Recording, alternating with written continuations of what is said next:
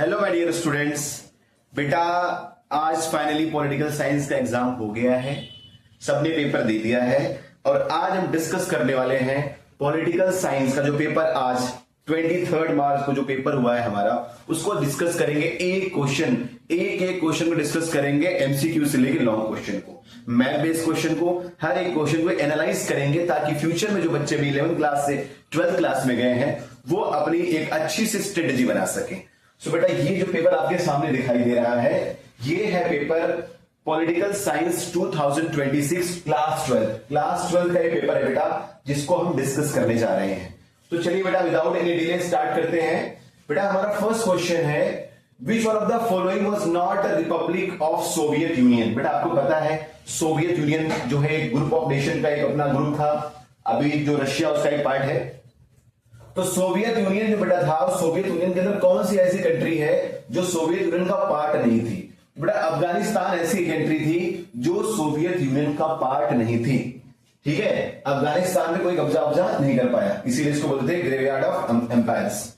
Second question बेटा, who among the following was the general secretary of Communist Party of Soviet Union in 1985।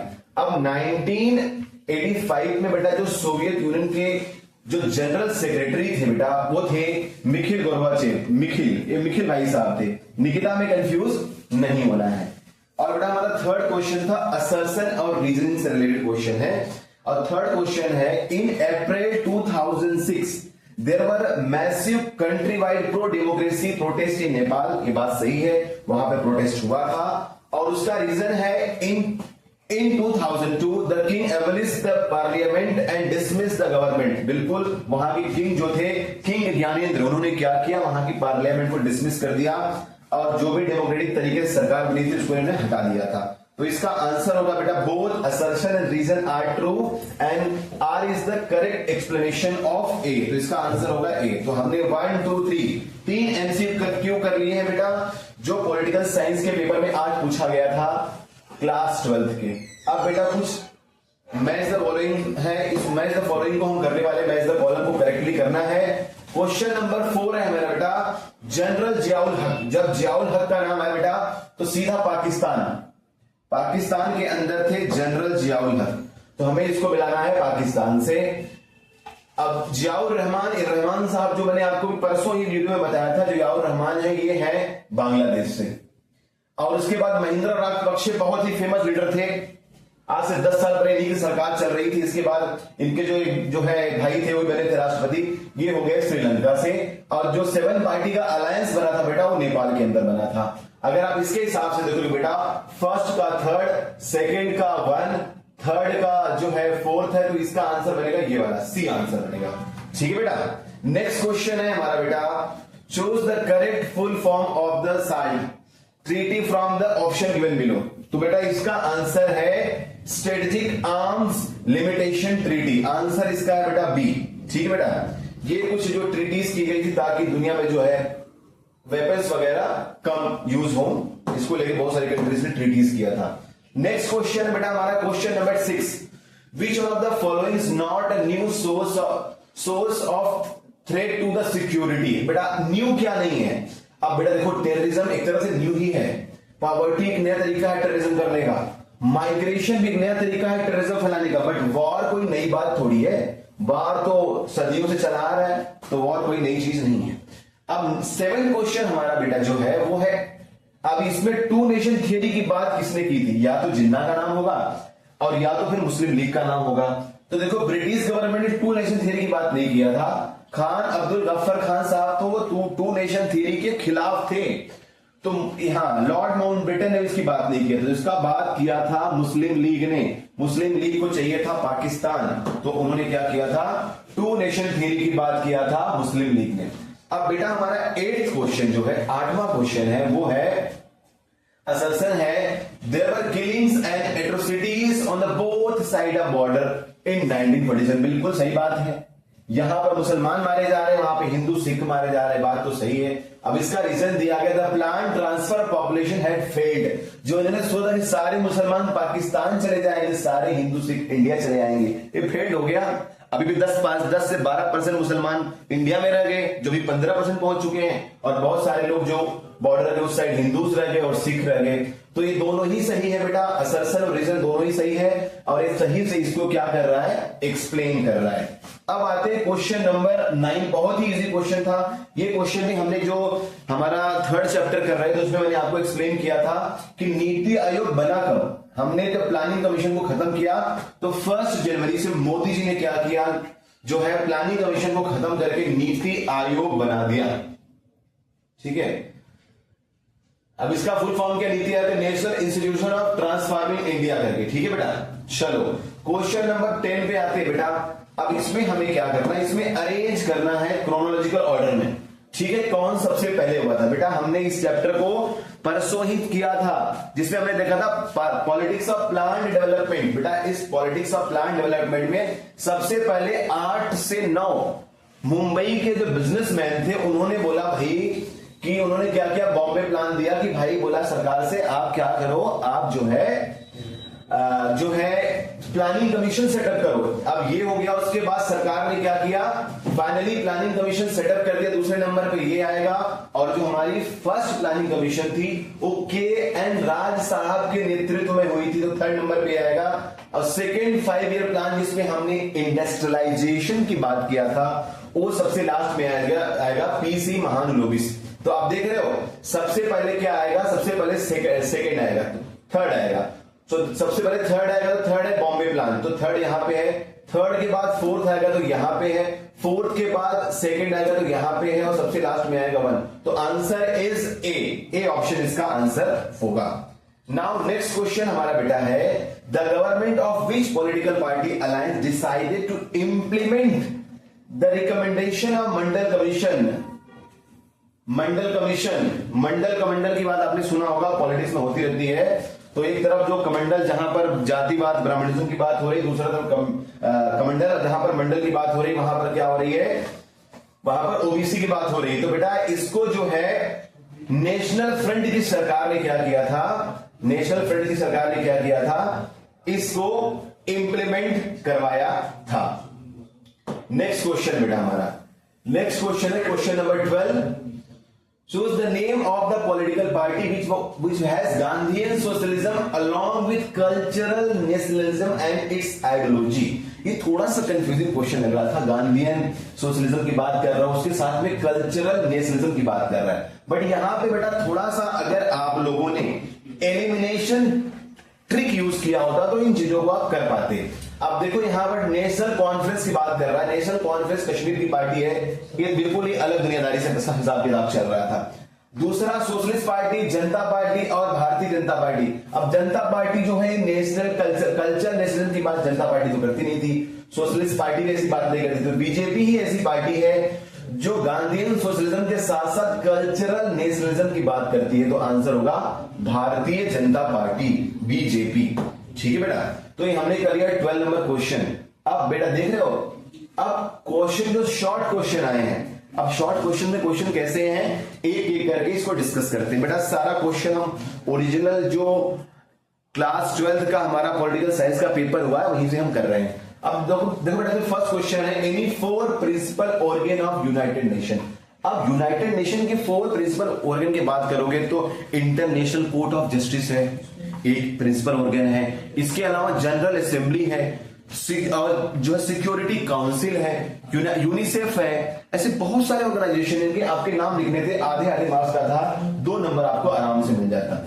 अब इसमें question number 14 है बेटा, explain the meaning of globalisation. Globalisation क्या होता है, बहुत आसान था, integration of national market, national economy with the world economy.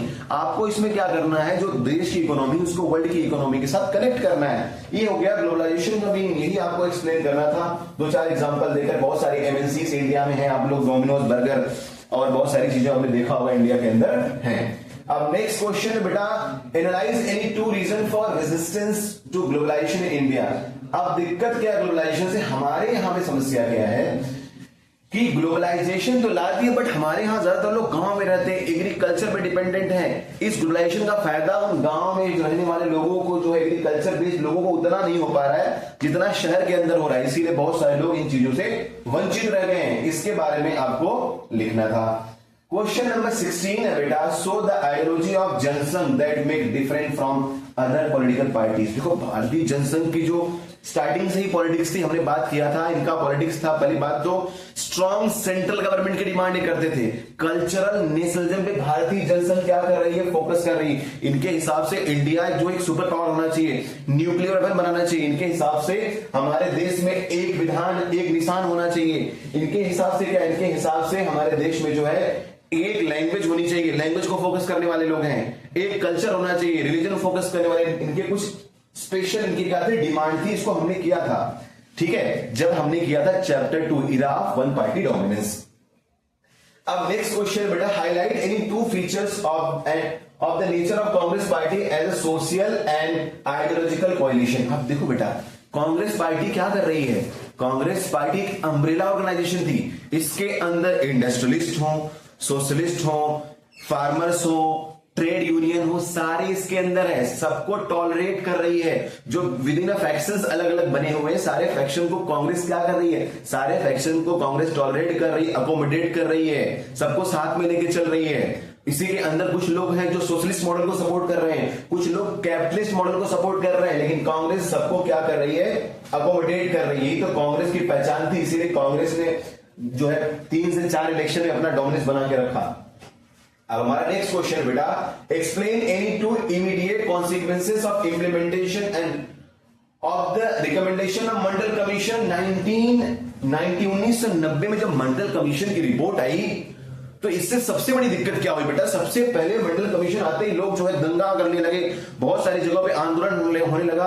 खास करके जो अनरिजर्व कैटेगरी के लोग थे उन्होंने आंदोलन कर दिया। क्या बात हुई, आप कैसे ओबीसी को आंदोलन दे सकते हो, लोग सुप्रीम कोर्ट चले गए। ये हुआ। दूसरा क्या हुआ, दूसरा वहीं से शुरुआत हो गई ओबीसी पॉलिटिक्स की। बहुत सारी जो स्टेट में सरकारें बनी, यूपी में, बिहार में लालू प्रसाद यादव की सरकार, मुलायम सिंह यादव की सरकार है, और आप देखो काशीराम जी अपनी सरकार लेकर आए। इन सब ने क्या किया, इस टाइम पे ओबीसी पॉलिटिक्स की शुरुआत हो गई आफ्टर मंडल कमीशन, ठीक है। अब नेक्स्ट हमारा देखो बेटा, अब हम आ गए हैं सेक्शन सी पे। अब सेक्शन सी लॉन्ग क्वेश्चन है, जो 4 मार्क्स के एक क्वेश्चन है, इसको हम डिस्कस करने वाले हैं, ठीक है बेटा। अब यहां पे पहला क्वेश्चन हमारा है, Indo Russian relations are embedded in the history of trust and common interest, support the statement with for example. India Russia का जो रिलेशन है वो बहुत ही ट्रस्ट पे है, भरोसे पे है, क्योंकि रशिया ने इंडिया को बहुत इंपॉर्टेंट सिचुएशंस में इंडिया की हेल्प किया है, बहुत बार इंडिया के फेवर में वीटो किया है। उसी के बारे में इसको आपको एक्सप्लेन करना है कि शुरुआत कैसे हुई इंडिया रशिया रिलेशन की।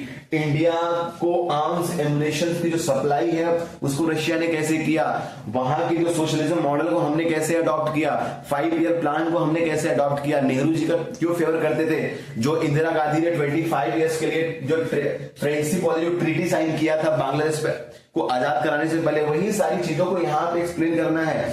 डिफेंस है, कॉपरेशन है, म्यूचुअल ट्रस्ट है, एक दूसरे को कोऑर्डिनेट कर रहे हैं, यही सब बात बतानी थी आपको 4 नंबर के लिए, आराम से लिखे होते बेटा। अब देखो इसके ऑप्शन में क्या आया, Soviet system was ensure the welfare of people, support the statement with the best example. अब सोवियत सिस्टम में था क्या, सोवियत सिस्टम के अंदर सारी चीजों को कंट्रोल सरकार करेगी और सरकार का फोकस रहेगा कम्युन सिस्टम बनाए, सरकार का फोकस रहेगा कि कैसे जो है चीजों को, रिसोर्सेज को एकदम अच्छी तरीके से मैनेज करे, चीजों को चैनलाइज करे जहां पर जरूरत है। प्राइवेट प्रॉपर्टी को यहां पे फोकस नहीं किया गया था, यहां पे फोकस किया गया था कि सरकार सेंट्रलाइज प्लानिंग बनाएगी, उसको इंप्लीमेंट करेगी, लैंड रिफॉर्म करेगी। इन सारी चीजों के बारे में आपको इसके अंदर बताना था। कम्युन सिस्टम कैसे बनाया जाएगा उसके बारे में बताया गया था, जहां पर पीपल के वेलफेयर की, जो वर्कर्स हैं उनके वेलफेयर की बात की गई थी, इसके अंदर ये है। अब नेक्स्ट क्वेश्चन में, describe any 4 changes that occurred in the world after the end of cold war. अब बेटा कोल्ड वॉर जैसे ही खत्म हुआ, after the disintegration of USSR, जैसे ही कोल्ड वॉर खत्म हुआ बेटा, क्या क्या कॉन्सिक्वेंसेस आए। दुनिया पहले बाइपोलर थी, एक तरफ यूएसएसआर और दूसरी तरफ कौन था, दूसरी तरफ अमेरिका था। जैसे ही यूएसएसआर कोलैप्स हुआ, इंटीग्रेट हुआ, वैसे ही दुनिया बन गई यूनिपोलर। अमेरिका का एक छत्र राज आ गया। एक चीज तो ये हुई सबसे पहले after the disintegration of USSR. और दूसरी ओर क्या है कि जो सोशलिस्ट इकोनॉमी थी, जो एक लोग मॉडल देते थे सोशलिस्ट मॉडल, वो धीरे धीरे करके सोशलिस्ट मॉडल क्या हुआ, कोलैप्स हो गया। लोगों को लगा भाई कंट्री को प्राइवेटाइज करना पड़ेगा तभी देश का भला हो सकता है। आप देखो 2-3 साल के अंदर इंडिया ने 1991 में एलपीजी रिफॉर्म करना पड़ा इंडिया को। तो हमें क्या दिखाना है कि जो इसमें जैसे ही कोल्ड वॉर खत्म हुआ तो हमारी दुनिया जो है यूनिपोलर हो गई। दूसरा, कैपिटलिस्ट मॉडल का डोमिनेंस हो गया, अमेरिका का वर्ल्ड में डोमिनेंस हो गया, और यूएसएसआर का जो मॉडल था वो एक तरह से जो अल्टरनेट मॉडल था दुनिया में, वो क्या हो गया, कोलैप्स हो गया आफ्टर द कोल्ड वॉर। ठीक है बेटा। नेक्स्ट क्वेश्चन हमारा बेटा है, highlight any 4 choices available to the state when its security is threatened by the possible war. अब बेटा वॉर हो रहा है, लड़ाई हो रहा है, तो आपके पास क्या ऑप्शन है? एक तो आप क्या करो, निगोशिएशन करो, ट्रीटी करो, इंटरनेशनल ऑर्गेनाइजेशन के पास जाओ, अलायंस बनाओ अलग अलग ग्रुप को लेके, जैसे आप देखो नाटो बना हुआ है। और आप क्या करो, दूसरी कंट्री से क्या करोगे, आप हेल्प लो। ये सारे आपके पास ऑप्शंस है अगर आपकी सिक्योरिटी थ्रेटेड में है। और लास्ट ऑप्शन आपके पास है, क्या है, अगर आप सेल्फ डिफेंस में, अगर आपको वॉर में जाना है तो आपको वॉर में जाना पड़ेगा। ये इंटरनेशनल जो हमारी ट्रीटीज है, एज पर यूएन चार्टर जो है लिखा हुआ है कि आप सेल्फ डिफेंस में अटैक कर सकते हो, आपको ये करना पड़ेगा। आप इंटरनेशनल ऑर्गेनाइजेशंस में जाओ, यूनाइटेड नेशन में जाओ, सिक्योरिटी काउंसिल में इमरजेंसी मीटिंग बुलाओ, ये कर सकते हो। और क्या कर सकते हो, अलायंसेस बना सकते हो, ग्रुपिंग बना सकते हो सिक्योरिटी के लिए, ये कर सकते हो। नेक्स्ट हमारा बेटा, explain any 2 major reason for the split in the Congress party in 1967 election. अब 1967 इलेक्शन में सबसे बड़ी दिक्कत क्या थी? एक तो आइडियोलॉजिकल दिक्कत थी, और दूसरी जो वहां पे लीडरशिप के अंदर ही कॉन्फ्लिक्ट हो गया।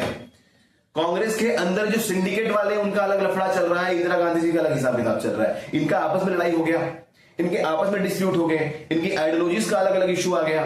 तो जो है आइडियोलॉजिकल इश्यूज आ गए, तो उसके साथ में जो लीडरशिप थी उनके अंदर भी बहुत सारे आपस में इनके मतभेद हो गए थे। इसीलिए क्या हुआ, कांग्रेस का स्प्लिट हो गया 2 पार्ट में। ठीक है बेटा। अब इसके और ने क्वेश्चन पूछा बेटा, explain any 4 reason for the popularity of prime minister Indira Gandhi before the 5th general election. अब बेटा इंदिरा गांधी की पॉपुलैरिटी क्यों नहीं होगी? आप देखो, फर्स्ट जनरल इलेक्शन हमारा कब हुआ था? फर्स्ट जनरल इलेक्शन हमारा हुआ 1952, सेकेंड जनरल इलेक्शन हमारा हुआ 1957, अब थर्ड जनरल इलेक्शन हमारा हुआ है 1962, और हमारा फोर्थ जनरल इलेक्शन हुआ 1967। अब 1967 में इंदिरा गांधी की सरकार आई है पहली बार। ठीक है, 1 2 3 4। अब यहां पूछ रहा है बिफोर 5th जनरल इलेक्शन। अब 5th जनरल इलेक्शन कब होगा? ये होगा 1967 के बाद, अब होगा 1972 में। 1972 में इलेक्शन हो रहा है। इंदिरा गांधी जो है एकदम धुआं करके रखी हैं, बांग्लादेश को नया देश बना चुकी हैं, पाकिस्तान को हरा चुकी हैं, 90,000 सैनिकों को इंदिरा गांधी ने क्या किया है, इंडिया में बंदी बना लिया। तो लोगों के अंदर जो है इंदिरा गांधी की अच्छी छवि बन चुकी है। जो इंडिया में अपोजिशन लीडर थे अटल बिहारी वाजपेयी, उन्होंने तो क्या किया, इंदिरा गांधी को क्या उपाधि दे दिया, आप तो साक्षात देवी हो, दुर्गा हो। तो इंदिरा गांधी का जो पॉपुलैरिटी था उसके पीछे रीजन था बांग्लादेश लिबरेशन वॉर, नेशनलाइजेशन इन्होंने बैंकों का किया इंदिरा गांधी ने। इसके अलावा क्या किया, इसके अलावा जो सोशलिस्ट मॉडल थे सारे, वो सारे अडॉप्ट कर लिए।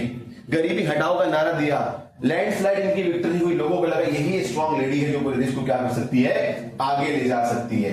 अब 23rd हमारा क्वेश्चन है बेटा, Was the emergency declared in 1975 necessary? Support your answer with 2 argument। पहली बात तो ये इसकी बहुत ही कंट्रोवर्शियल बात है इसके बारे में, क्योंकि भाई देखो सब कुछ लोग बोलेंगे हाँ इमरजेंसी जरूरी थी, और कुछ लोग बोलेंगे इमरजेंसी जरूरी नहीं थी। तो देखो इमरजेंसी से लॉ एंड ऑर्डर तो मेंटेन हुआ, लेकिन लोगों के राइट्स कब हुए, लोगों के राइट्स कट हुए।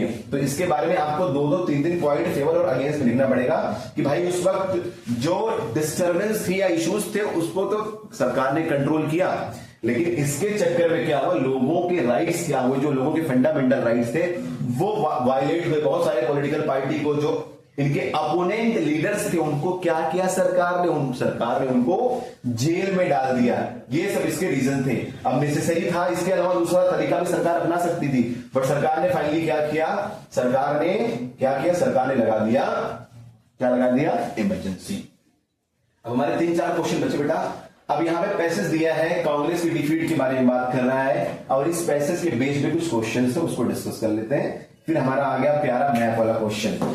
ठीक है बेटा, so in which year did the Congress party face a setback for the first time, lost power in some state? कुछ स्टेट में जो कांग्रेस पहली बार सरकार नहीं बना पाई, तो ये हुआ था 1967 में। ठीक है, 1967 में कुछ स्टेट में, हालांकि सेंटर में सरकार ने तो बना लिया कांग्रेस ने, बट कुछ जगहों पर सरकार ने क्या किया, सरकार जो है कांग्रेस सरकार बनाने से रह गई।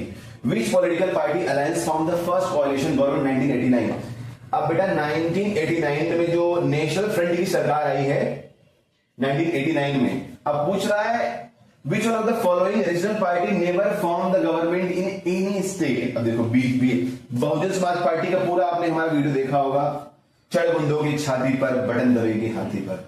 तो मायावती ने तो सरकार बनाया यूपी में एकदम धुआंधार। द्रविड़ मुनेत्र कड़गम, आपको डीएमके के बारे में मैंने बताया था आपको, तो डीएमके की सरकार बनी थी तमिलनाडु के अंदर।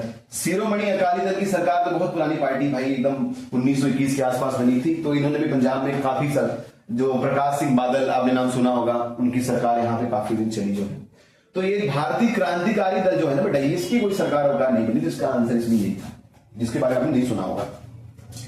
अब बताना 1989 का जो इलेक्शन हुआ था बेटा, उसमें कौन सी पार्टी को सबसे ज्यादा जो है क्या हुआ था, सबसे ज्यादा मिला था सीट। तो देखो बेटा, कांग्रेस सरकार तो नहीं बना पाई, लेकिन सबसे ज्यादा सीट जो मिली थी ना वो कांग्रेस को ही मिली थी। हालांकि सरकार नेशनल फ्रंट की बनी, लेकिन कांग्रेस को सबसे ज्यादा सीट मिली थी, इसमें कोई दो राय नहीं है।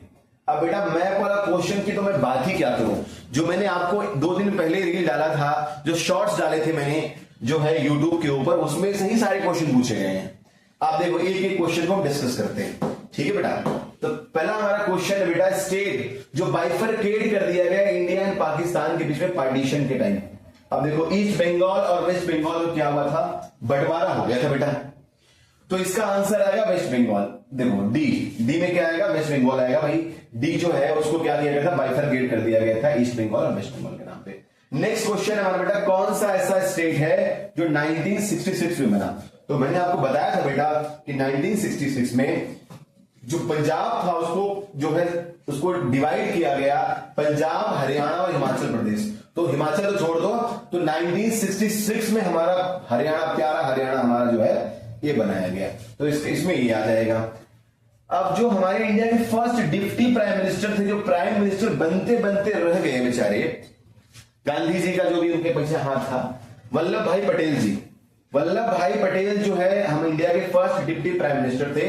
ये भाई गुजराती आदमी थे, गुजरातियों का बड़ा रोल है हमारे देश में, चाहे गांधी जी की बात करो, चाहे पटेल जी की और चाहे मोदी जी की। ठीक है बेटा, एकदम इन तीनों ने पूरा देश जो है संभाल के रखा हुआ है। अब फोर्थ क्वेश्चन हमारा बेटा है, the state to which Maharaja Bodhchandra Singh belong. इसको लेके आपके एनसीईआरटी में फर्स्ट चैप्टर के अंदर ही एक कार्टून बना हुआ, जिसमें वो एक आदमी के ऊपर वो महाराजा बैठे हैं मुंह तान के, और सामने से पटेल जी आ रहे हैं। तो ये स्टेट था मणिपुर, जहां पर फर्स्ट टाइम इलेक्शन हुआ था यूनिवर्सल अडल्ट फ्रेंचाइज के थ्रू बेटा। ठीक है बेटा, अब बेटा ये कुछ क्वेश्चन है जो विजुअली इंस्पायर्ड के लेके हैं, लेकिन हम लोग एक बार देख लेते हैं इसको। Name the first home minister of India. आपको पहले बता दिया मैंने, इंडिया के फर्स्ट होम मिनिस्टर थे, कौन थे, सरदार वल्लभ भाई पटेल। आंध्र प्रदेश कब बनाया गया बेटा, after independence. In which year the Andhra Pradesh form after the independence, 53 में आंध्रा को बना दिया गया था, सरकार ने अनाउंस कर दिया था। ठीक है, और finally state reorganisation commission setup किया 1956 में, बहुत सारे स्टेट बनाए गए। अब देखो, the name the theory that lead the partition of British India. भाई कौन सी थियरी थी, टू नेशन थियरी, जिसने बोला अलग कर दो। In which year the Jharkhand was created. Jharkhand भैया हमारा जो बिहार से अलग स्टेट बना, उसको बनाया गया, कब बनाया गया, 2000, सन 2000 में बनाया गया। अब ये कार्टून दिया है, इस कार्टून के हिसाब से आपको बताना है जनरल परवेज मुशर्रफ। ठीक है, जनरल मुशर्रफ बताया है कि इसमें क्या बता रहा है। तो बेटा इस कार्टून के अंदर बता रहा है कि president what message giving the upper most explanation. बेटा इसमें जो ये फोटो है ना, थोड़ा सा इसमें कंफ्यूजन लग रहा है, तो मैं आपको फोटो यहां का दिखाता हूं और आपको बताता हूं कि एक्चुअली में कह क्या रहा था। ये आपके एनसीईआरटी में ऑलरेडी पहले से ही है, इसके बारे में आपको बता रहा हूं। ठीक है, तो पहले में है प्रेसिडेंट और प्रेसिडेंट और उसके सामने जो है मिलिट्री लीडर है। तो भैया प्रेसिडेंट और मिलिट्री लीडर में जो है मामला जीरो है, क्योंकि राष्ट्र प्रेसिडेंट किसी काम के है नहीं, सिविलियन सरकार किसी काम की है नहीं। अब दूसरे में सबसे आगे है मिलिट्री लीडर और उसके आगे है प्रेसिडेंट। तो मिला जुला के काम का कौन है, कौन पावरफुल है, किसके हाथ में सत्ता है, तो सत्ता है मिलिट्री लीडर के हाथ में। और तीसरा जो एग्जांपल बेटा, explain the message given by the lowest जो लाइन है। अब लोएस्ट लाइन ये देख रही है कि कैसे हाइब्रिड सिस्टम चलता है पाकिस्तान के अंदर, जहां पे सत्ता जो मिलिट्री लीडरशिप वहां की है और सिविलियन गवर्नमेंट दोनों कैसे मिल बांट के खाती है, उसके बारे में इसमें दिया गया।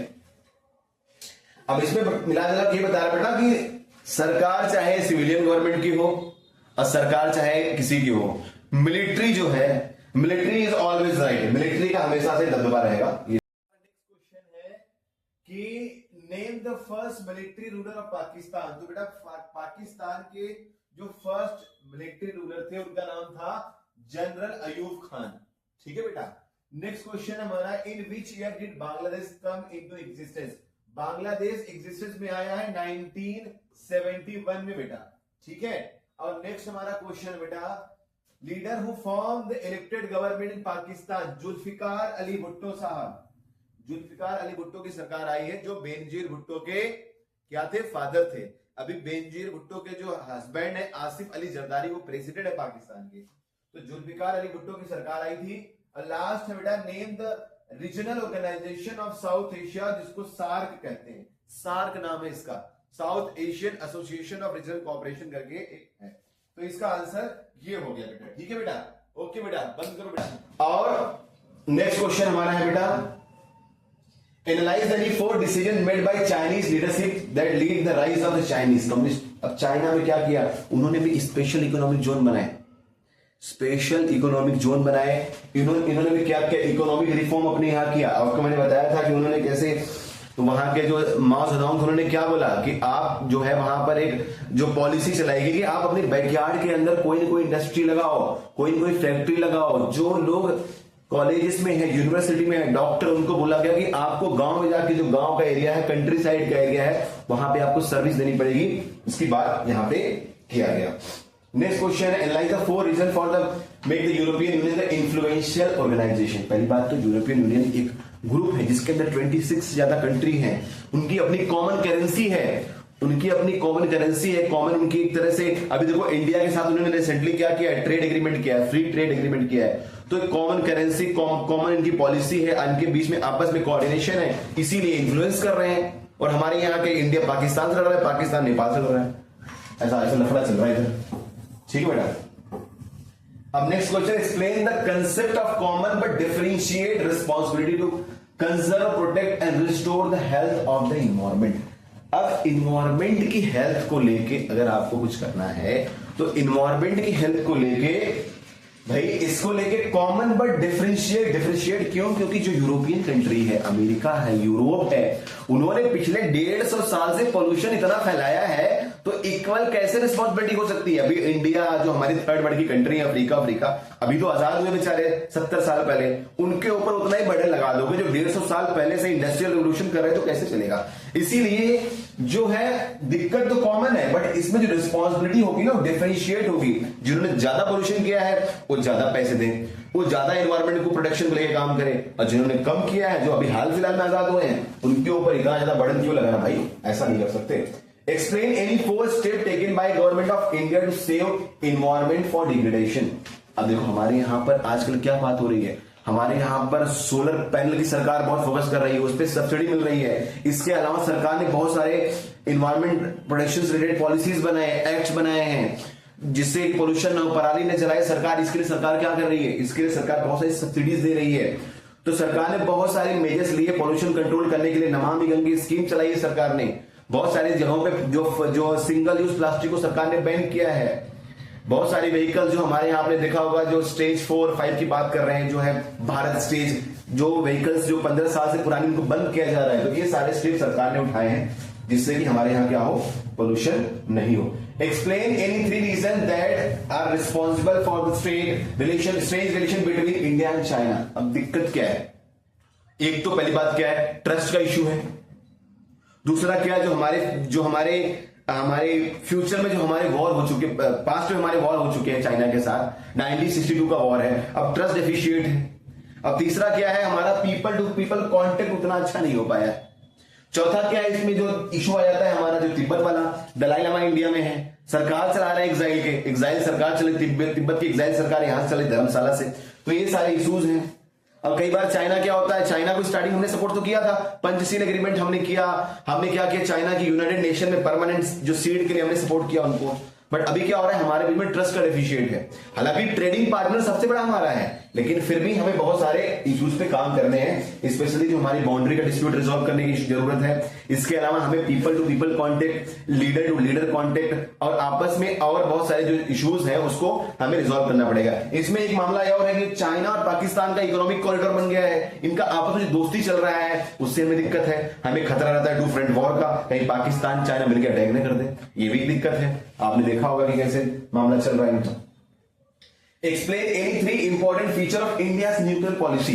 भैया हमारी न्यूक्लियर पॉलिसी है credible minimum deterrence, no first use, पहले तो यूज नहीं करेंगे, और हम जो मिनिमम डिटरेंस फालतू दुनिया भर नहीं बनाएंगे, उतना बनाएंगे जिससे कि हमारी सेफ्टी बने। डिटरेंस के लिए हम किसी पे अटैक करने के लिए नहीं बना रहे, दूसरा हमारे पे अटैक न करे इस बात को ध्यान में रख के बनाया है, ठीक है। और हम इन जनरल हमारे यहाँ न्यूक्लियर जो है वो पीसफुल पर्पस के लिए यूज हो रहा है, लेकिन जो हमने एटॉमिक बम बनाए हैं हम फर्स्ट यूज नहीं करेंगे, और उन कंट्री में तो करेंगे ही नहीं जिनके पास न्यूक्लियर वेपन नहीं है। बट हाँ, ये क्या है, ये वेपन है म्यूचुअल डिस्ट्रक्शन का, कि एक बार हमारे एक देश पे अटैक हो गया फिर तो छोड़ेंगे, ठीक है बेटा। नेक्स्ट है, अब regional aspirations and demand are part and parcel of democratic politics, support the statement with the example. अब बेटा रीजनल एस्पिरेशन तो रहेगी, लोगों की पॉलिटिक्स है, डेमोक्रेसी है देश के अंदर, तो लोग तो बोलेंगे ना भाई, हमकी डिमांड होगी। अब पंजाब के अंदर तो बोल रहे थे भाई खालिस्तान चाहिए, नागालैंड में सेसेशनिस्ट मूवमेंट चल रहा है भाई नागालैंड अलग देश होना चाहिए, लेकिन हमने क्या किया, इन चीजों को अकोमोडेट किया। बहुत सारी जगह पे हमने हिल काउंसिल्स बनाई, उनको क्या किया, ऑटोनॉमी दिया। बहुत सारी जगह डिमांड हुई तो हमने स्टेट बना भी दिया। तेलंगाना के लिए कितना डिमांड हो रहा था, कितने ट्रेन रोक रहे थे, फाइनली 2014 में कांग्रेस जाते जाते तेलंगाना बना के गई।